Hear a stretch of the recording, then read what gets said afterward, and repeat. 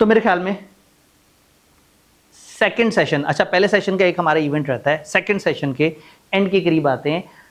सीफेप से रिलेटेड जो काउंसलिंग है या ये ग्रुप है जहां सीफेप की डिस्कशन है, वो जो ग्रुप्स थे वहां इंडक्शन वगैरह की डिस्कशन थी, यहाँ आप ये वाली बातें कर सकते हैं, सब्जेक्ट क्या है, सब्जेक्ट का सिलेबस चेंज हुआ या नहीं हुआ, आईकेप की स्कीम का क्या वो हुआ फलाना। तो नई स्कीम से रिलेटेड हमारी जितनी भी हुए हैं जो खिचड़ी हैं और जो सब्जेक्ट से रिलेटेड है वो सारे के सारे SQR में अल्लाह करे ये चल रहा हो। अगर नहीं भी चल रहा तो ये वाली ईमेल आपके पास मौजूद है और ये सर उसामा का नंबर मौजूद है, आप इनमें से किसी पे भी रब्ता करके कह सकते हैं कि ये वाली चीज़ चाहिए, फलाना चीज़ चाहिए, या मुझे इसमें डाउट है उसमें डाउट है, तो वो आप सब वो कर सकते हैं। जो सामने ऑनलाइन देख रहे हैं अगर वो अपने ही मोबाइल पे देख रहे हैं और अपने ही मोबाइल पे वो उसका कैमरे से इमेज नहीं ले पा रहे तो स्क्रीनशॉट ले लें और गूगल लेंस में जाके फेंक दें और वहाँ से भी कुछ ना कुछ काम चल जाएगा। वैसे तो नौजवान नस्ल को मैं क्या समझाऊं कि कौन सा टूल इस्तेमाल करना है, तो अगर एक QR कोड से एक बंदा असल वाले लिंक तक नहीं पहुंच पा रहा तो एक बूढ़ा आदमी तो कुछ नहीं कर सकता उसके लिए।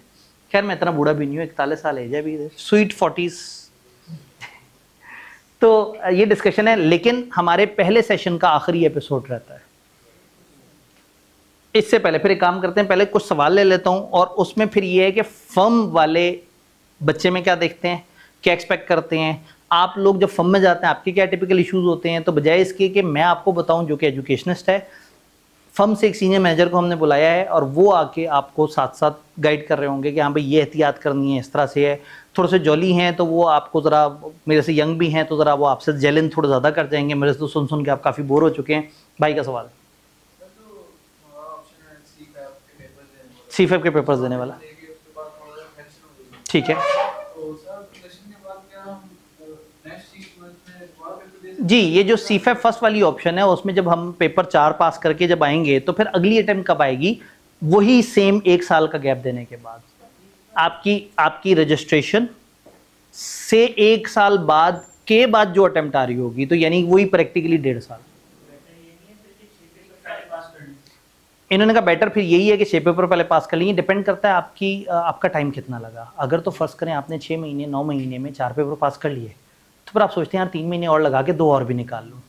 और अगर फर्स्ट करें साल गुजरा और आपने 3 पास की और अगले 3 महीने में 1 और पेपर पास हुआ, 1.25 साल गुजर चुका है, तो अब आप 2 पेपरों के लालच में खामखा का 8-10 महीने और ज़ाया ना करें, फर्म में घुस जाए। तो ये डिसीजन डिपेंड करता है कि आपकी प्रोग्रेस कैसे चलती रही। प्रोग्रेस बेहतर करने का सबसे आसान टोटका उन लोगों के लिए जो सीफेप फर्स्ट आ रहे हैं, पहले छोटे पेपर उठा लें। उससे क्या होगा, एक हौसला मिलेगा कि हाँ यार मेरे 2 पेपर पास हो गए हैं। तो फिर मतलब यानी कि टैक्स और ये सस्टेनेबिलिटी, ये 2 छोटे पेपर हैं, ये 2 उठा के फर्स्ट करें, दिए और हौसला हो गया कि हाँ भाई ये मेरे क्लियर हो गए। फिर आप रिपोर्टिंग अकेला उठा सकते हैं। SBF और ऑडिट को जोड़ा जा सकता है। जब आप एक दफ़ा इस कॉन्फिडेंस में आ गए होंगे मेरे 3 पेपर पास हो गए हैं, तो आप वो 2 जोड़ सकते हैं। कॉर्पोरेट लॉ छोड़ दिया, केस स्टडी छोड़ दिया। जब आपके 5 पेपर पास हुए हुए हों तो आप वो कर सकते हैं, केस स्टडी दे सकते हैं। तो कुछ लोग क्या करते हैं, SBF को बचा के रखते हैं, क्योंकि केस स्टडी का 50% SBF है, यानी वो जो केस स्टडी पेपर है उसमें आधा फाइनेंस है और आधा थ्योरी है। वो आधा थ्योरी एक और मरा हुआ पेपर है उसका है, यानी उस पेपर में मैं आधा मौजूद होता हूँ और आधा एक और, जैसे BIA में था उसी तरह से आगे वहाँ केस स्टडी वाला पेपर भी है। तो अक्सर लोग कॉर्पोरेट लॉस के साथ बचा लेते हैं और अक्सर लोग SBF बचा लेते हैं जो कि फाइनेंस है, क्योंकि वो और वो इकट्ठे एक दूसरे को सपोर्ट कर जाते हैं। लेकिन आप बचा नहीं सकेंगे, यानी कि कॉर्पोरेट लॉ और SBF को जब भी देखते हैं ना, हमेशा दिल करता है कि कॉर्पोरेट लॉ को आगे के लिए छोड़ दें, SBF को आज कर दें। तो ऑनेस्ट बात ये है कि SBF शुरू में आसान है कॉर्पोरेट लॉ के नंबर।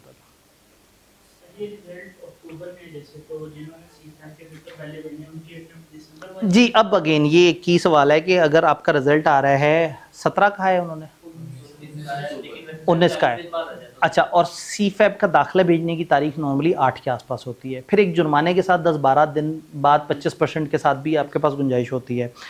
पहली बात ये है कि ये 17 आगे है जो आईके आपने बताया है, आप जहन में 12-13 रखें। 40 दिन बाद आ जाता है और उसके हिसाब से 5 मिनट। असल में इस दफ़ा वो 5.5 महीने वाला चक्कर भी है, तो 5.5 महीने की प्रोसेसिंग का इम्पैक्ट आईके अपने रिजल्ट में नहीं दिखाया। यानी 26 को रिजल्ट तब आता था जब पेपर अपने ओरिजिनल टाइम पे होते थे, पेपर हुए 2 हफ्ता पीछे, तो रिजल्ट भी कितना पीछे जाना चाहिए था, 2 हफ्ते पीछे। रिजल्ट 2 हफ्ते पीछे नहीं गया। तो व्हाट आई बिलीव कि उन्होंने एक टेंटेटिव डेट दे दी है, लेकिन पता नहीं क्यों मेरा दिल कह रहा है कि 12 के आसपास रिजल्ट आ जाना है जी। और अगर वो आ गया तो और अगेन मतलब अगर तो इतना गरीब रिजल्ट आया तो फिर हमने भी मेलें ठोक ठोक के आई कि आपको कहना है कि यार दे दें इन बच्चों को इजाज़त, एक आध हफ्ते का ही ओवरलैप है। और अगर वो वाला टाइम चल रहा हुआ जब आप विद फाइन दे सकते हैं तो that is still worth it कि अगर दिसंबर की अटेम्प्ट मिल रही है और एक आध छोटा पेपर उठा के दे दिया जाए तो हर्ष तो कोई नहीं। एक आसान काम क्या है, आप ट्राई करते रहें, कोशिश करते रहें फॉर्म वगैरह को वो करने की।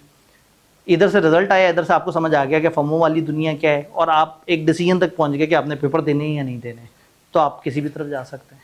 जी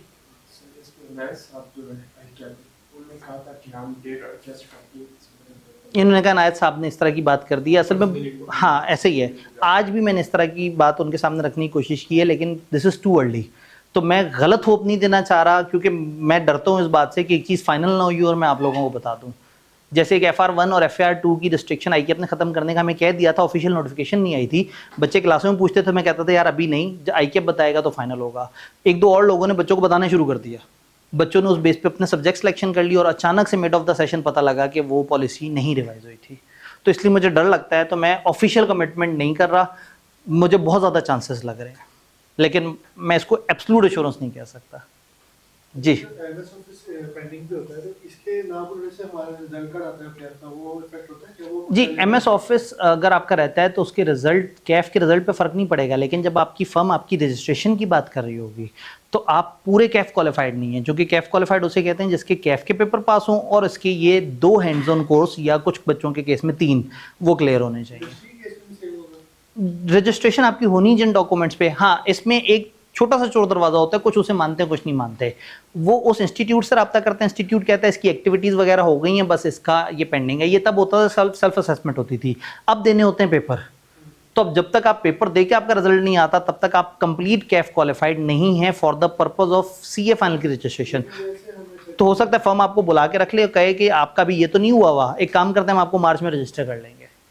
तो इंडक्शन तो हो जाएगी, लेकिन नुकसान कहीं ना कहीं उसका हो सकता है। तो एटलीस्ट इस अक्टूबर नवंबर में भी ना, नवंबर मत सोचें, अगर आप में से किसी का पेपर रहता है तो अक्टूबर में उसे लाजमी देते हैं जो हैंड्स ऑन कोर्स वाला है। जी ये हैंड ऑन कोर्स के अगर आपका एक रहता है माइक्रोसॉफ्ट, तो आप क्या सीफेप के एग्जाम नहीं दे सकते? नहीं, आपका चूंकि वो पिछला वाला साइकिल कंप्लीट होना चाहिए, लेकिन अगेन फिर भी हैंड्स ऑन कोर्स में ना मेरी मालूमात थोड़ी सी, क्योंकि इसमें इतनी वैरायटियाँ हैं पिछले दिनों, एक टाइम पे मैं साइट पे हो गया, जो टीम के हेड हैं वो उसको जानते हैं कि वो इसमें क्या है, तो वो नंबर मैंने शेयर किया है, आप उस नंबर पे ये सारी बात पूछ सकते हैं। इन्होंने कहा जी मैंने कंफर्म किया, वो अलाउ नहीं करेंगे। इन्होंने कहा मैंने पूछा तो उन्होंने इस तरह से कहा है।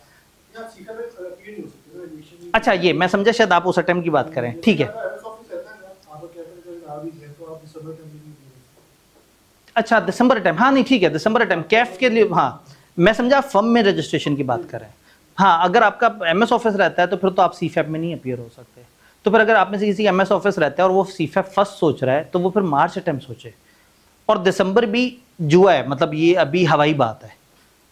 व्हाट आई बिलीव कि अगली दफ़ा से तो सीधा हो जाएगा काम, क्योंकि ये अटेम्प्ट अपनी टाइम पे होना शुरू हो जाएगी। अभी देखिए ना अटेम्प्ट दरमियान में आई है, ये अटेम्प्ट जब 1 अगस्त के आसपास हुआ करेगी और रिजल्ट आ जाया करेगा फॉर एग्जांपल सितंबर के एंड पे, तो वो बच्चे बड़े आराम से दिसंबर अटेम्प्ट दे लिया करेंगे। तो ये बस इस वक्त ये 5.5 महीने की अटेम्प्ट में थोड़ी सी कन्फ्यूजन है, बट आई बिलीव के बच्चे दे सकते होंगे इंशाल्लाह दिसंबर के अटेम्प्ट। सीफा फर्स्ट में आप जो पेपर्स वगैरह कह रहे हैं आप सजेस्ट करेंगे कि 3 महीने बाद पेपर उठाएं या 6 महीने? जी जो CFA फर्स्ट वाले हैं वो अगर 3 महीने, मतलब वो 3 महीने बाद उठाएं या 6 महीने, ये डिपेंड करता है आपका पैटर्न क्या। अगर आपको लगता है कि मुझे ज़्यादा टाइम चाहिए और मैं इकट्ठे 2-3 पेपर तैयार करूं तो भी अच्छा है, लेकिन कभी ये 3 महीने वाली अटेम्प्ट उठा के देखें, बड़ी मजे की अटेम्प्ट होती है। आपको पता होता है यार ये एक ही पेपर है मेरे पास, उसी को सारा टाइम मिलना है। जैसे क्रैश कोर्स नहीं होता, 5-6 दिन 10 दिन एक ही सब्जेक्ट पढ़ते हैं, आप उसके चैंपियन बन जाते हैं। अगर बोर हो रहे हैं तो 2 छोटे सब्जेक्ट उठा लें, लेकिन जब 3 महीने की ऑप्शन मिली हुई है तो 6 महीने पे क्यों ड्रैग करना। अभी आप लोगों में से कोई कह रहा था कि बंदा, आप ही कह रहे थे कि बंदा आवाज़ार हो जाता है, बंदे से नहीं ज़्यादा पढ़ा जाता, तो वही आप जैसे ज़्यादा नहीं पढ़ा जा कह रहे हैं कि मैं 6 महीने बाद 3 पेपर दे दूँ। अगर आप 3 महीने बाद 3 पेपर की बात कर रहे हैं तो सॉरी ई रॉन्ग नंबर है। हाँ तो वो फिर अब आपने अपने आप को असेस करना है। देखिए ना ये सारे वो डिसीजन हैं जिसमें मैं आपको एब्सोल्यूट बात नहीं कर सकता, मैं आपको फ्रेमवर्क दे सकता हूँ कॉन्सेप्चुअल। ये बच्चे का मिजाज अलग है, ये बच्चे का मिजाज अलग है, वो भाई का मिजाज अलग है, हर कोई अपने अपने तरीके से सोचता है। कोई ज़्यादा पढ़ने वाला है, कोई कम पढ़ने वाला है, किसी को पढ़ाई से मोहब्बत है, कोई कहता है यार मैं इंडस्ट्री में जाऊँ, फर्म में जाऊँ, एक दफ़ा बाबू बन जाऊँ, सारी फैमिली को पता हो कि यार काम पे लग गया हमारा लड़का। तो हर किसी की अपनी अपनी डायनामिक्स है। तो मैं आपको एक ओवरऑल गाइडेंस दे सकता हूँ, लेकिन मैं आप में से किसी का फैसला मैं नहीं कर सकता।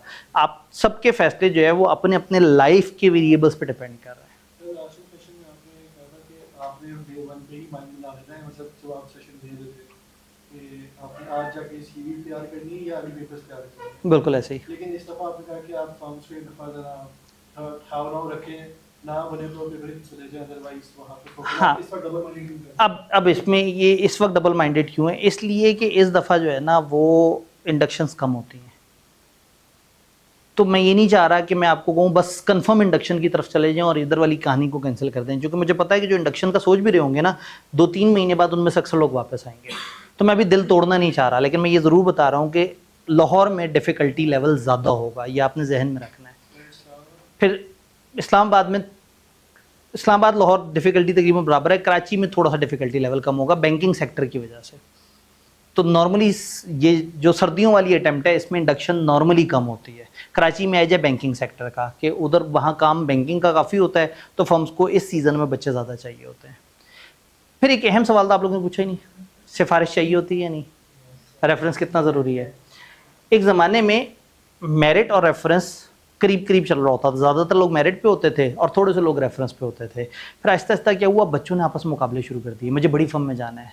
जिसकी 7 अटैम्प्टें थी, 10 अटैम्प्टें भी थी, उसने भी कहा कि मैंने बड़ी फर्म में जाना है। वो पहुंच गया ब्रिगेडियर के पास, वो पहुंच गया MPA के पास, वो पहुंच गया MNA के पास, वो पहुंच गया किसी टैक्स के कमिश्नर वगैरह के पास। जब इतने सारे लोगों ने इतने रेफरेंस फर्मों में अप्लाई करने शुरू किए तो फर्म वालों ने सोचा यार ये मज़ेदार काम है, ताल्लुक भी बन जाता है, बच्चा तो हमने रखना ही है, तो सिखाना तो हमने है, कोई बात नहीं, इस बच्चे को भी सिखा देंगे। तो हुआ ये कि रेफरेंस की इतनी गेम चल पड़ी कि अब मेरिट बेचारा ना उसका कोटा कम होना शुरू हो गया। इसका ये मतलब नहीं कि मेरिट एब्सोल्युटली एग्जिस्ट नहीं करता। फॉर एग्जांपल KPMG सारे ही सिफारशी बंदे अगर रख लेगी तो काम कौन करेगा?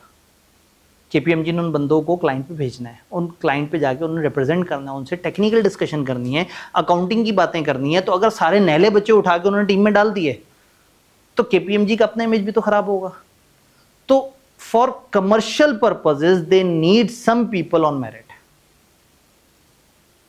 लेकिन फर्ज करें एक बच्चे की 4 अटेम्प्टें हैं, दूसरे की भी 4 अटेम्प्टें हैं और एक की 8 अटेम्प्टें हैं। चलो 8 वाला मेरिट पे नहीं है, 4 वाले मेरिट पे हैं। इन 4 में से एक ने तगड़ा रेफरेंस भी डलवा दिया। यहां काम खराब हो रहा है कि मेरिट के अंदर भी रेफरेंस आना शुरू हो गया है। तो अब इस वक्त अनफॉर्चुनेटली मैं ये कहने पे मजबूर हो गया हूँ कि रेफरेंस कल्चर काफ़ी ज़्यादा आ चुका हुआ है। तो अगर आप लोगों का कम अटेम्प्ट्स के बाद भी आपको लगे कि डिफ़िकल्टी हो रही है और फैमिली में अगर आपको बड़े तगड़े रेफरेंस ढूंढ सकें तो उनको ढूंढें, क्योंकि अब कल्चर काफ़ी ज़्यादा ख़राब हो गया। एक ज़माना था कि मेरिट वाला बच्चा बगैर रेफरेंस के हो जाता था, हो अभी भी रहा है, लेकिन अब डिफ़िकल्टी लेवल काफ़ी ज़्यादा बढ़ गया है। तो ऐसा ना हो कि आपके सर ने कहा था कि कोई बात नहीं, मेहनत करो तो हो जाएगा। दूसरा सच ये भी है कि बहरहाल डिफ़िकल्टी काफ़ी बढ़ गई है। आज भी बहुत सारे बच्चे मेरिट पे बगैर रेफरेंस के हो रहे हैं, लेकिन एक बहुत बड़ी तादाद है जो रेफरेंस का सहारा लेके आ रही है। मैंने कहा जी FTS 28 के साथ बिग 4 में हो गया। जब रेफरेंस तगड़ा होता है तो फिर तो एक ही होगा ना, हाँ, अब वही वाली बात है कि वो उन्होंने कुछ तो कोटा रखा है ना कि भाई हम थोड़ा सा लोगों का भी दिल रखें, लेकिन वही वाली बात है कि सिर्फ हल्के बंदों के साथ अगर वो चलेंगे तो फिर बात नहीं बनेगी। तो बहरहाल ये डिफ़िकल्टी है। मतलब मैं इस चीज़ को बिल्कुल एडवोकेट नहीं करूँगा कि हर चीज़ बड़ी ईमानदारी से हो रही है। सिफारिश कल्चर बहुत ज़्यादा चल रहा है। इंडस्ट्री को अभी तक समझ नहीं आई है। इंडस्ट्री वाले अपने HR के सिस्टम पॉलिसीज़, मुझे इंडस्ट्री इसलिए अच्छी लगती है कि वो डॉक्यूमेंटेड प्रॉपर प्रोसीजर से चलते हैं। HR वाले हैं, निज़ाम है, एक सिस्टम है, आपको एक एप्लीकेशन आएगी, आप उसे भरेंगे, आपका एक इंटरव्यू होगा। तो मतलब वो एक पूरे स्क्रीनिंग प्रोसेस से गुजारते हैं और 2-2 3-3 महीने लगा देते हैं उसमें। तो मैं इंडस्ट्रीज़ की तरफ बहुत बायस्ड हूँ। मैं ये मानता हूँ कि अगर ऊपर की 5-6 फर्म नहीं मिली ना तो इंडस्ट्री कोई भी मिल जाए, इंडस्ट्री हमेशा एक अच्छी ऑप्शन होती है। हाँ, इंडस्ट्री मिली और आपने पेपर पास नहीं किया तो फिर ज़्यादती है, फिर वो गलत फैसला था। तो इंडस्ट्री का ऑप्शन तब जब आप लाजमी अपना क्वालिफाई करें विद इन आर्टिकल्स। इंडस्ट्री में भी उसी तरह से टेस्ट वगैरह होते हैं, लेकिन अगेन वही वाली बात है कि उनका मिजाज और तरह से होता है। तो हर इंडस्ट्री बता देती है हमारा टेस्ट क्या होगा, किस तरह से होगा, सिलेबस, मतलब वो एक पूरा करिकुलम, एक पूरा निज़ाम बता देते हैं। तो इंडस्ट्रीज ऑर्गेनाइज ज़्यादा होती हैं। रेफरेंस किस किस्म का, अगेन ये गलत बंदे से पूछ रहे हैं, क्योंकि मैं 19 साल से लोगों को कहता आ रहा हूँ कि सिफारिश नहीं करवानी। तो मुझे एग्जैक्टली बहुत अच्छा नहीं पता कि सिफारिश कौन कौन से लोगों की अच्छी होती है। मैं टिपिकल आइडिया आपको दे देता हूँ। सियासतदान, फर्गूसन को बुरा लगता है, उसके अलावा बाकी सबको सियासतदान का रेफरेंस अच्छा लगता है। मखसूस इदारे के ऊपर के लोग, ठीक है, वो सबको अच्छे लगते हैं। वो जिसको वो बुरे लगे वो फिर उनके साथ बुरा कर देते हैं। तो मखसूस इदारे के ऊपर की कोई भी ऊपर की पट्टी, उधर से सियासतदान, ब्यूरोक्रेट्स, सेक्रेटरी, चीफ सेक्रेटरी या इसके आसपास के लेवल के, टैक्स डिपार्टमेंट का दरमियाने लेवल का बंदा भी चल जाता है, क्योंकि टैक्स से इन सारी फर्मों को काम निकलते रहते हैं। तो वहाँ किसी बंदे से अगर उसके रिकमेंड किए हुए एक बच्चे को रख लिया और उसकी वजह से इनके 4 केस उसने ओके करवा दिए, तो वहीं से उन्होंने करोड़ों कमा लेना है। तो बच्चे को पैसे दे दे के इससे कुछ भी ना करवाए ना, तो भी फर्म को बारे में, तो वो इस तरह के ज़्यादा वो रेफरेंस होते हैं जी। हाँ, ये तो हो गए ये वाले जो अननोन बंदे हैं। फिर नोन बंदों में ये जो बड़ी बड़ी इंडस्ट्री हैं या बड़े बड़े जो क्लाइंट्स हैं, इसके अंदर जो फाइनेंस डिपार्टमेंट के लोग हैं ये, या उनके डायरेक्टर्स वगैरह में से कोई, वो अगर रब्ता करते हैं तो जाहिर है उन्हें पता है कि यार इस वाली कंपनी से हमें 50 लाख का काम मिल सकता है, तो इनके बच्चे को अकोमोडेट करने में कोई हर्ज नहीं है। तो मैं वही बस उसमें बहरहाल शायद मेरे से ज़्यादा अच्छा मशवरा कोई और बंदा दे इस मौजू पे, क्योंकि मैं तो बड़े अरसे तक इसका एडवोकेट रहा हूँ, लेकिन अब पिछले 1 साल में जो हालात हुए हैं उसके बाद अब मैं ये नहीं कह सकता कि सिफारिश के बगैर काम चल जाएगा। अनफॉर्चुनेटली सिफारिश बहुत इन हो गई है। गवर्नमेंट के जो ऑडिटर्स होते हैं, अगेन गवर्नमेंट का हर वो इदारा जो कि इन लोगों को देख रहा है, फॉर एग्जांपल SCCP के साथ बहुत सारा इन कंपनियों वगैरह का, वो फर्म्स वगैरह का लिंक होता है। Auditor general of Pakistan government के कुछ इदारों को देख रहे होते हैं, तो कहीं ना कहीं उसमें हमारा भी कनेक्शन बन जाता है। फिर ऑडिट ओवरसाइट बोर्ड जो इन फर्म्स को देख रहा होता है, उसका रेफरेंस, या ICAP इटसेल्फ का रेफरेंस, ICAP के प्रेसिडेंट का रेफरेंस, ICAP के मतलब काउंसिल मेंबर का रेफरेंस, ये भी तो बहरहाल ये हमारी फील्ड के तो बड़े यही है ना। मैं वही कह रहा हूँ कि अब ये इससे आगे का प्रोसेस क्या है, किसको कॉल करनी होती है, कैसे करना होता है, मैं इसमें कमज़ोर हूँ। मैं कोशिश करता हूँ जो मेरा एरिया ऑफ स्पेशलिटी ना हो, मैं उसमें ज़्यादा आगे तक ना जाऊँ। आप थोड़ा सा इंटरनेट पे सर्च घुमाएंगे, 4 और ग्रुपों में जाके मैसेजेस करेंगे, तो लोग आपको पूरा तरीका बता देंगे। मेरा ये वाली फील्ड थोड़ी कमज़ोर है, क्योंकि मैं अभी तक ईमानदारी को एडवोकेट कर रहा था। मैं अभी ताज़ा बेईमान हुआ हूँ, तो मुझे टाइम लगेगा। रेफरेंस हलाल है या हराम है, मकरूह है। इसमें फ़िक्के का रूल होता है कि अगर आप एक सहरा में सफ़र कर रहे हैं और आप भूख से मरने वाले हैं और सामने एक जानवर है जो कि मरा हुआ है, जिसको खाना हराम है, तो फ़िक्का कहता है इतना खा लो कि हलाल ग़िज़ा तक पहुँचो। यानी फ़िक्का कहता है कि ख़ुदकुशी से बेहतर है कि आप थोड़ा सा तकलीफ दे काम करें, बाद में उस पर तौबा करें, और अगेन फिर तुन के नहीं खाना कि आप अगले 17 दिन का खा जाएं, इतना खाना कि हलाल तक पहुंच जाए। तो समटाइम आप एक बड़ी शदीद मजबूरी में फंसे हुए हैं, आपका अपना घर है, वो घर आपसे छीन लिया जाएगा, गवर्नमेंट बिला वजह का गलत कानून लेके आ रही है, अदालत आ गई है, फलाना फलाना, और वहाँ आपको पता लगता है कि यार यहाँ 2 लाख रिश्वत देने से मैं बच जाऊँगा। जब आपको समझ आ गया कि हलक तक बात आ गई है, तो फिर वहाँ कुछ रूल्स थोड़े से फ्लेक्सिबल हो जाते हैं, लेकिन हलक तक आने की डेफिनेशन काफ़ी टाइट है। अगर आप पहले दिन ही कहें कि नहीं चीज़ें हलक तक आ गई हैं, मैं तो मरने वाला हो रहा था, तो सिफारिश बहरहाल मेरिट का कत्लेआम है, तो ये समाजी तौर पे एक क्राइम है। क्योंकि इससे क्या होगा, इससे एक अच्छा बच्चा जो कि सिर्फ मेरिट पे चल रहा था वो डिस्करेज होगा, क्योंकि उसके ताल्लुक नहीं है, और जो ताल्लुक वाले लोग हैं उनको बेनिफिट मिल जाएगा। तो ये एक ऐसी समाजी खराबी है जो पाकिस्तान के बहुत सारे मसलों की जड़ है। तो ये समाजी तौर पे भी अच्छा नहीं है और मजहबी तौर पे भी ये अच्छा नहीं है। शदीद मजबूरी, बहुत शदीद मजबूरी और चक्कर है, लेकिन मुझे अपनी फील्ड में इंतहाई वो शदीद मजबूरी नज़र नहीं आती जिसके, तो मैं इसलिए कह रहा हूँ ना कि मैं इसके बारे में गाइड नहीं कर सकता, क्योंकि मैं खुद इसके इख्तलाफ वाली साइड पे बैठा हूँ। मजबूरी ये हो गई है कि ज़्यादातर जगह ये चल रहा है, तो बहरहाल अभी भी वो मजबूरी नहीं हुई है कि हम उसे समझें, तो इसलिए मैं इसको एडवोकेट नहीं कर रहा, लेकिन मैं इसके अगेंस्ट भी नहीं जा रहा।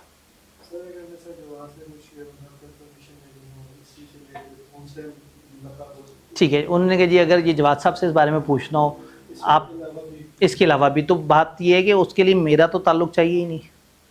वो एक मतलब उनसे तो कभी भी कोई भी मिलना चाहे, हर सैटरडे वो सेशंस कर रहे होते हैं, उसके अलावा वो हमेशा अप्रोचेबल होते हैं। उनके कोई टीम मेंबर से रब्ता करके आप उन्हें कह सकते हैं कि जी मुझे मिलना है। मैं जिस तरह से मेल्स पे अवेलेबल होता हूँ, वो अपने टीम मेंबर्स के थ्रू अवेलेबल होते हैं। तो वो मतलब अगेन वो आप उनसे रेलिवेंट टीम से पता कर सकते हैं। इन दिनों तकरीबन अब उनकी मंडे से दोबारा से क्लासेस स्टार्ट होने वाली हैं कैफ की। जी बाकी दिनों वो डेली आ रहे हैं, वो तकरीबन डेली सुबह से लेकर शाम तक यहाँ बैठे होते हैं। आजकल एक उनकी पीआरसी की क्लास चल रही है। आपका रेफरेंस क्या है? मेरा रेफरेंस बिल्कुल भी नहीं चलता, उन्हें नफरत है हम लोगों से। हम एजुकेशन वाले हैं, वो फर्म वाले हैं, वो हमसे बहुत नफरत करते हैं। वो कहते हैं यार ये लोग कमा रहे हैं, हम नहीं कमा रहे। हालांकि हम समझते हैं वो कमा रहे हैं, हम नहीं कमा रहे। दूसरा ये कि मेरा अगर एक इंतहाई पसंदीदा स्टूडेंट भी एक फर्म में पार्टनर है तो मेरा ज़रूर रिगार्ड करेगा और कहेगा सर आप बंदा भेजें, और बंदे से इंटरव्यू में गंदे गंदे सवाल पूछ के, मुश्किल सवाल पूछ के उसे रिजेक्ट करके कहेगा सर वो लड़का तो बाकी पार्टनर्स को समझ ही नहीं आ रहा। सर आप समझ रहे हैं ना, ज़रा मुश्किल है। क्योंकि मेरे से उसको सिर्फ इखलाकी फ़ायदा ये है कि उसने कभी मेरे से पढ़ा था या मेरे से उसे कोई फैज़ हासिल हुआ था। ये रूहानी दुनिया में तो बड़ी मज़े की बात है, लेकिन कमर्शियल दुनिया में, आप असल दुनिया में जाएंगे ना, तो एक बच्चा जो कि बिल्कुल मर रहा था, कुछ नहीं कर पा रहा था, और उसको ज़बरदस्ती कंधे से पकड़ के उसका सीए क्वालिफाई करवा दिया, तो भी वो मेरा रेफरेंस नहीं है। यानी कि मैं अगर उसे कहूँगा यार मेरा अपना टीए है, मतलब मैं अपने टीए तक को रिकमेंड नहीं कर पाता। क्यों? क्योंकि मुझसे उसको कोई 50-40 लाख की असाइनमेंट नहीं आनी, मुझसे उसको सवाब आना है, या बस सिर्फ एक ये कि रिगार्ड कि हाँ यार सर की मैंने बात का लाज रख ली है। कैफ तक लोग उस तरह से सोचते हैं, सीए फाइनल में आके उन्हें समझ आ जाती है कि नहीं भाई, मुर्शदी एक अलग चक्कर है और नोटू अलग चक्कर है। तो इसलिए हम टीचर्स के रेफरेंस, और दूसरा ये है कि हमसे तो चिढ़ खाते हैं ना भाई। हमारे सिर्फ एक सेशन में एसबीआई के 20 टीएज हैं, मेरी ओवरऑल सारी टीम्स में मिला के 50 ऐसे बंदे हैं जो कि सीए के पेपर दे रहे होते हैं। तो मैं तो हर सेशन में 50 बच्चों की सिफारिश करूँगा, कौन मानेगा? तो इसलिए मैं सिफारिश वाली गेम से बिल्कुल आउट हूँ, और मैं नज़रियाती तौर पे भी उसके खिलाफ हूँ। तो इसलिए जो है ना, वो सिफारिश के मामले में I am the wrongest person. जी सर, जो फर्म्स होती हैं इनमें पर पार्टनर स्टूडेंट अलाउ होते हैं कि आप इतने रख सकते हैं, ठीक है। जो है हमारी इंडस्ट्री उसमें किस तरह होता है? जी, अब जिस तरह से फर्म में पर पार्टनर होता है, तो इंडस्ट्री में भी आई के अपने प्रोटोकॉल बनाए हुए हैं कि एक इंडस्ट्री में कम से कम इतने चार्टर्ड अकाउंटेंट हो, कम से कम इस तरह का निज़ाम हो, फिर उसे अप्रूव करते हैं। ऐसा नहीं है कि खुला खाता बना हुआ है, उसी हिसाब से फिर उन्होंने उनका कोई फ्रेमवर्क भी बनाया होगा। तो अभी भी करंटली शायद उनके नंबर ऑफ चार्टर्ड अकाउंटेंट जो अवेलेबल हैं टॉप मैनेजमेंट में, उसके हिसाब से आई के अपने वो कोटा लोकेट किया होगा। जी, मीनवाइल जो है वो हम उनको भी, सर अजमल को भी जो है ना वो मैसेज करवा देते हैं कि बस उनकी बारी आने वाली है। और सर, जो फर्म है इसमें भी जो पार्टनर होते हैं उनको गिना जाता है या जो नीचे भी क्वालिफाइड? जी, फर्म में नॉर्मली पार्टनर को गिना जाता है, लेकिन अगर उन्हें अपना कोटा बढ़ाना होता है तो नीचे वाले लोगों को वो डायरेक्टर या इस तरह के किसी रोल में ऐड कर लेते हैं कि उनकी नंबरिंग काउंट हो जाए। अदरवाइज मैनेजर्स नहीं काउंट होते, पार्टनर्स काउंट होते हैं। जी, सर वो आपने सीए इंटर के बाद पीसीसीए पर जाने का बहस की? इन्होंने कहा जी सीए इंटर के बाद एसीसीए पे जाने पे बहस नहीं की। ये डिपेंड करता है, एक टाइम था कि सीए फाइनल पास नहीं होता था तो लोग क्या करते थे, कैफ के बाद एसीसी के पेपर देने शुरू कर देते थे, और फिर उसके बाद उनको होता था ठीक है यार सीए ने तो अपने टाइम पे पास होना, हमने एसीसी कर लिया, तो उसके बाद वो दूसरे मुल्कों में निकलना शुरू हो जाते थे। मिडल ईस्ट ने अब वो वाली कहानियाँ काफ़ी हद तक बंद कर दी हैं। पहले लोग एसीसी की बेस पे बाहर चले जाते थे, अब वो भी इतना आसान नहीं रहा। और दूसरा ये है कि वो इसलिए एसीसी करते थे, सीए पास नहीं होता था। आई के अपने पिछले दिनों इतना दिल खोल के बंदे पास करने शुरू कर दिए कि अब लोग एसीसीए से भाग गए, और जिन्होंने एसीसीए किया था ये सोच के, उनको वो जॉब अपॉर्चुनिटीज़ मिली नहीं जो उनको पहले नज़र आ रही थी। तो अगर सीए के पेपर ना देने का मूड हो और सीए फाइनल को कंटिन्यू ना करने का मूड हो, तो फिर बड़ा अच्छा है कि आप एसीसी के पेपर देते हैं। आपको 5 पेपर देने पड़ेंगे, चूँकि एक पेपर नई स्कीम में उनका और ख़त्म भी हो रहा है। 2027 में उनका एक पेपर और माइनस हो जाएगा। तो होता ये है कि बंदा कहता है सीए के पेपर तो टाइम पे निकलेंगे, मेरे पास एक एडिशनल क्वालिफिकेशन आ जाए जो मैं उसको साथ रख लूँ, ज़िंदगी में कभी काम आ जाए। लेकिन इस वक्त सीए फाइनल तकरीबन उतना ही इजी हो गया है जितना एसीसी होता है। एसीसी की भी पी सीरीज़ अच्छे खासे डिफ़िकल्ट है। तो आई के अपने पिछले 1 आध साल में काफ़ी चीज़ें बेहतर की हैं। तो अगर स्टिल एक बंदा कहता है कि मेरे पास पैसे हैं, मुझे ये मसला नहीं है, तो वो एसीसी के पेपर उठा के हर 3-3 महीने बाद देना शुरू कर देता है, और अपने नाम के साथ एसीसीए का टैग लगवा लेता है, फिर सीए के साथ हल्का हल्का सा खेलता रहता है। क्योंकि एसीसीए बाहर आपको सीए से ऊपर नहीं लेके जाता, लेकिन एसीसी आपको कम से कम एक कंप्लीट क्वालिफिकेशन दे देता है। पहले क्या होता था, हमारा फाइनलिस्ट बेचारा फाइनलिस्ट ही कहलाता था, क्योंकि उसके पास डिग्री पूरी नहीं होती थी। तो वो क्या करते थे, वो एसीसीए पकड़ लेते थे, तो कम से कम एक कंप्लीट क्वालिफिकेशन होती थी।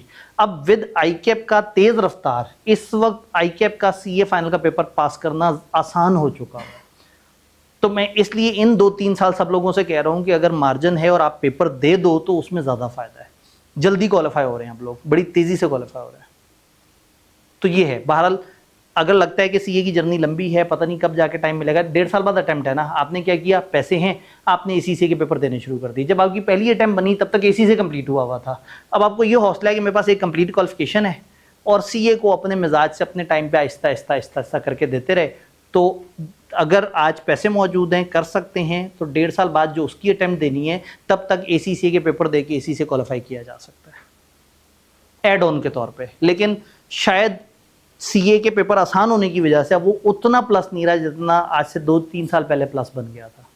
लेकिन कैट के बाद काफी कुछ टीचर्स से मैंने सुना उन्होंने कहा कि आप पिपा कर लें, 2-3 लम्स की कोशिश कर लें, इससे आपकी जो सीवी बहुत स्ट्रॉन्ग हो जाएगी।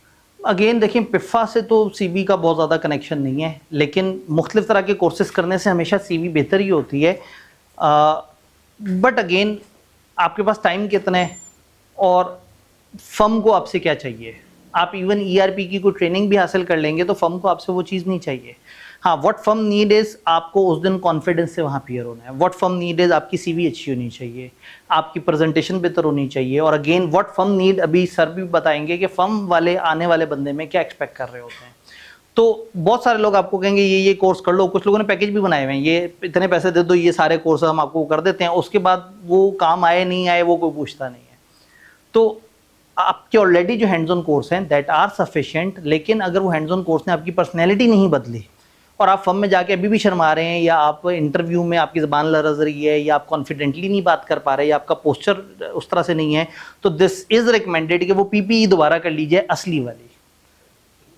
कॉन्फिडेंस इस वक्त सबसे ज़्यादा ज़रूरी है। आप फर्म में जाके अपने आप को अच्छा बेच सकें, ये सबसे इंपॉर्टेंट बात है। तो हमारे लोग दुनिया में हमेशा इसलिए मार खा रहे हैं कि उन्हें बेचना नहीं आ रहा, अपने आप को तकरीर नहीं करनी आ रही, किसी जगह अपनी बात नहीं समझाने आ रही। तो एक बहुत अच्छा इंटेलेक्चुअल जो कि अंदर ही खाते इंटेलिजेंट है नहीं चाहिए, लोगों को प्रेजेंट करने वाला बंदा चाहिए, जिसको बताना आता हो, बोलना आता हो। अभी आप देखें ना हमारे साथ क्या हो रहा है, हमारे यहाँ टीचर्स कितनी एफर्ट करके सारा कुछ वो कर रहे हैं, लेकिन हम बेचते नहीं हैं, हमें बेचना नहीं आता, या हम उस तरह की दुकानदारियाँ या उस तरह के शोर शराबे नहीं मचाते। तो कई दफ़ा बहुत सारे कॉलेजेस की बड़ी इनकम्पिटेंट टीम भी होती है और बहुत सारे कॉलेजेस अच्छा नहीं भी पढ़ा रहे होते, लेकिन बच्चे एक दफ़ा धोखा खा के वहाँ पहुँच ज़रूर जाते हैं, इसलिए कि वो अच्छा सेल कर रहे होते हैं। तो हमारा वही मसला हो रहा है, हम पाकिस्तानी चार्टर्ड अकाउंटेंट की तरह काम कर ही जा रहे हैं, बेच नहीं रहे। अगले इंडियन चार्टर्ड अकाउंटेंट की तरह सिर्फ बेच रहे हैं, काम नहीं कर रहे। तो दुनिया में नज़र भी ज़्यादा आ रहे होते हैं। तो बहरहाल बेचना आना ज़रूरी है। मुझे पढ़ाई में ना ये बात अजीब सी इनडिसेंट सी लगती है कि यार हम बहुत कारोबारी तरीके से उसे बेचें। ऊपर से टीम में और कौन आ गए, जवाद साहब और अल्लाह लोग, तो हम दोनों बंदे बहुत ही ठंडे इकट्ठे हो गए, जिस वजह से ना हम उतना नहीं। तो अभी हमने अली इमरान साहब से कहा कि सर आप आगे आएँ, हम दोनों बाबू को भूल जाएँ, आपने जो करना है, जो आतंक मचानी है, जो सोशल मीडिया पे, तो पिछले दिनों को वीडियो भी बनाई है, अभी वो कंपेन भी कर रहे हैं, बच्चों को इनबॉक्स मैसेज भी कर रहे हैं, और मैंने आंखें बंद कर ली हैं कि ठीक है भाई आप जाने और ये बच्चे जाने जी। तो फिर जो है वो अभी आप लोगों को फिर सर से मुलाकात करवाते हैं, ठीक है। आवाज़ार तो आप हुए हुए हैं मज़ीद आवाज़, लेकिन खैर वहाँ आप आवाज़ार कम होंगे और आप इन्जॉय ज़्यादा करेंगे, चूँकि आप सोच रहे होंगे कि फर्म वाले तो बड़े बोर कठोर से लोग होते हैं, लेकिन ये थोड़े से डिफरेंट किस्म के फर्म वाले हैं। क्या हमने सर को बताया है? सर को पर कॉल कर दे जी। सर जो मॉडर्न दौर में एआई वगैरह है, इस टाइम में उसके बारे में कोई कोर्सेज वगैरह करने चाहिए या इस वक्त देखें, वो अगेन आज हमारे टॉपिक से आउट हो जाएगा, मैंने इसके ऊपर पिछले दिनों भी एक सेशन किया था। अपने एआई से ही पूछें मुझे क्या करना होगा, एआई को बताएं ये मेरा स्टेटस है, मैं यहाँ तक पहुँचा हुआ हूँ, ये मेरी फील्ड है, मुझे अगले 30 दिन में हर दिन आहिस्ता आहिस्ता एआई प्रोफिशिएंट बनाओ। तो वो क्या करेगा, आपका एआई 30 दिन का एक प्लान बनाएगा। पहले दिन आपको कहेगा आपने इस तरह से प्रॉम्प्ट लिखना है, ऐसे करना है।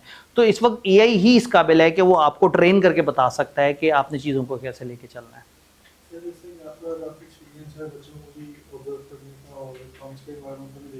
ठीक, अगर आप यहाँ पे आपके पास एक चांस होता है कि आपने किंग सेक्रेटरी पे जाके फॉर्म में रिप्रेजेंट करना, ठीक है, सेक्रेटरी बाय योरसेल्फ, तो आप हमें इस रूम में से कितने भी बच्चे हैं, आप समझते हैं कि इनके ऊपर कम से कम काम होता है? ओह ठीक है, इन्होंने बड़ा मुश्किल सवाल पूछ लिया। असल में बात ये है कि आज आप उस तरह से ड्रेसिंग भी नहीं करके आए कि मैं, चूँकि अब बहुत सारे वेरिएबल्स हैं ना, इन्होंने कहा जी आप अगर सोचते हैं कि हम में से कौन सा सिलेक्ट किया जाए तो किस तरह से, तो on the basis of dressing अगर मैं देखूँ तो जो फर्म वाले हैं, ठीक है, फर्म वाले वो कहेंगे यार कुर्ता शलवार तो नहीं चाहिए, तो मेजॉरिटी लोग माइनस हो गए। हमारे पास सिर्फ एक भाई बचे ड्रेस शर्ट पैंट वाले, ठीक है, लेकिन वो भाई पूरे सेशन में बोले भी नहीं है, ठीक है।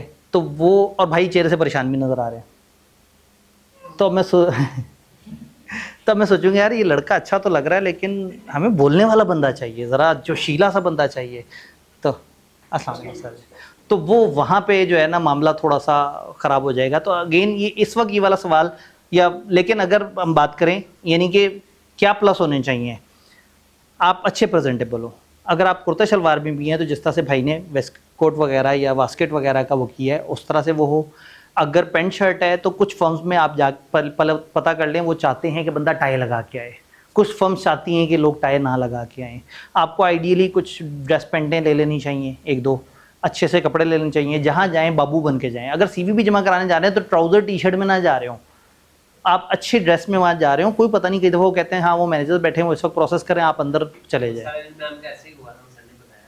हाँ, तो वो इसी तरह से ना, तो आपने इन चीज़ों को तो बहरहाल इसमें जो है वो आपको सर ज़रा ज़्यादा बेहतर तरीके से बता देंगे कि क्या वो है। लेकिन ज़ाहिर है आपको जब वो जज करेंगे तो सबसे पहले आपका वो एक एंट्री टेस्ट या उस तरह से देख लेंगे कि आप अकेडमिकली कितने अच्छे हैं। फिर जब सामने बैठेंगे तो आपसे वो स्ट्रेस टेस्टिंग भी कर सकते हैं। वो कहेंगे यार हमारे यहाँ तो कल्चर ही यही है कि हम डेली रात 1 बजे तक बैठते हैं, कर लोगे काम? आपने कहा 1 बजे, अच्छा नहीं, वो कहेंगे फारेग है। जो आज इंटरव्यू में बैठ के इतना रिलक्टेंस दिखा रहा है तो आगे जाके तो वो इस तरह के कुछ टेस्टर लगाते हैं, थोड़ा सा स्ट्रेस टेस्ट करते हैं, थोड़ी सी पर्सनैलिटी देखते हैं। फिर इवन आपके कमरे में एंटर होना, आपका बैठने तक बहुत सारी चीज़ें वो जज कर चुके होते हैं। फिर वो अंदर कई दफ़ा एक इनफॉर्मल माहौल क्रिएट कर देंगे, कोई शुगल वगैरह शुरू कर देंगे, थोड़ा सा आपको टीस करना शुरू कर देंगे बिला वजह, अचानक से मुश्किल सवाल पूछना शुरू कर देंगे। तो अगेन इंटरव्यू की ऊपर भी एक अलग से सेशन है, वो हमारा मतलब वो इसी सीरीज़ में एक रिकॉर्डेड उसमें पहुँचता है।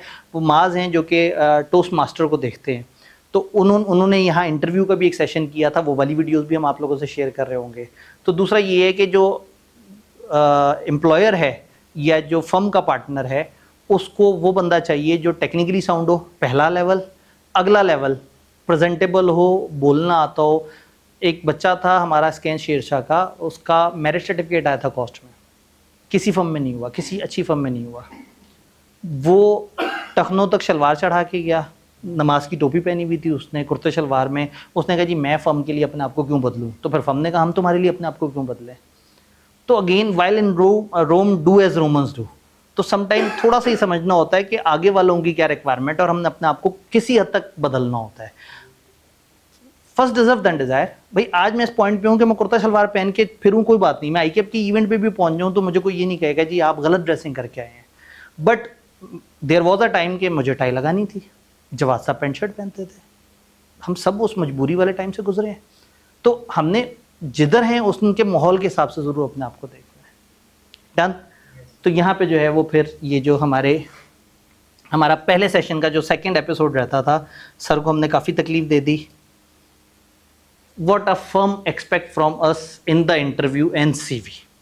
तो ये इंटरव्यू वाली बात और वो उसमें तो गेस्ट स्पीकर हमारे साथ मौजूद हैं और सर अजमल कांजू हमारे दरमियान है, सीनियर मैनेजर हैं। सीनियर मैनेजर हैं या वेरी सीनियर मैनेजर? ठीक है, उनका सीनियर मैनेजर सही है। तो हुसैन चौधरी एंड को, जिसको क्रो भी कहते हैं, इंटरनेशनल एफिलिएशन है और पाकिस्तान के बहुत बड़े नामों में से है। और SAP यानी कि SAP जो ERP सोल्यूशन है उसमें ये पाकिस्तान का तकरीबन सबसे बड़ा नाम है ये ऑर्गेनाइजेशन।